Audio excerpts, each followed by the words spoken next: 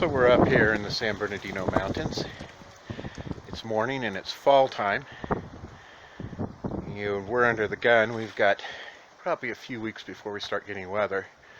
And we've got to get a problem corrected. This is an old cabin. Look at that. The woodpeckers have tore the whole living heck out of that. We're not going to get that done before weather this year.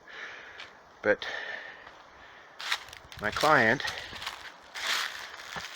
got a hold of this property. And he's got some structural problems here in the front. Matthew's getting ready to start tearing this apart. But they had a entry here, and they had a concrete sidewalk, and that sidewalk was poured up against the wood. You can see down here at the bottom the wood frame of the house, and that held water, went through between the sidewalk and the wood, caused rot. And it's actually settled. It's settled about an inch. It's sunk in, so this has been going on for a long time. And there's dry rot right down there, and it's all the way across. So we're going to pull that apart. We're going to jack the house up. We're going to replace the damaged wood. And then ultimately, we will reside the entire building.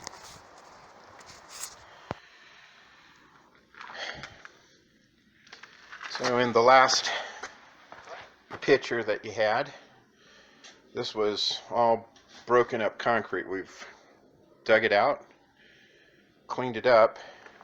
We've got it down to where we're going to make the repairs. So what we have is, this is a massive rim joist, and it's looking pretty bad. This is all going to get pulled out and replaced. But before we do that, we're going to come down. This is the footing right here, and we've exposed it, and we're going to dowel into the side with rebar, and we'll epoxy that rebar in. The rebar will come out into this area, and we'll have a grid of rebar in here, and this will get filled up with concrete, about 5 yards concrete in here.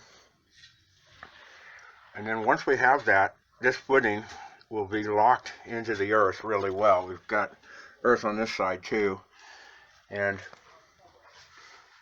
at that point I'll be able to put a jack here, and we'll come up to the top. We'll pull the rest of the siding off, and we'll get up underneath there. We're going to push the house back up where it's supposed to be. We shot it with transit. It's down between 3/4 of an inch and an inch, depending on where you're at. The rest of the house is in great shape. And when we push that up, then we'll temporarily support it. Excuse me. Well, I didn't mean to be like that. We'll temporarily support it down to the ground, and we'll pull all of this out, and we'll replace all the rotten wood. The floor joists on the back side of this are in great shape, and the rot stops right where the concrete stopped, so the plate is in good shape. Right here's the plate. Studs are in good shape, and so basically from the plate down we'll replace all of this. Then we'll go in the inside, and we'll put in some joist hangers and tie it all together, and there'll be a lot of strapping from here down. And this house was built way back, probably in the 1940s, and so it doesn't come anywhere near current seismic codes. So this whole wall, we'll shear panel it before we put the siding on it. But what we'll get to this year before the weather shuts us down is we will get a new concrete footing down here. This will get replaced, and we will wrap it in tie vac so it's good for the winter. Staple it off really well. Get a lot of snow up here. It's not uncommon to have several feet of snow. And I guess we're about 5,500 feet in elevation, and we are in Southern California, so we don't get that much snow, but we do get plenty.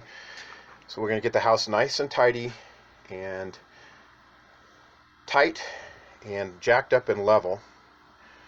So let's go back here and just get a look back the other way. That's towards the front door.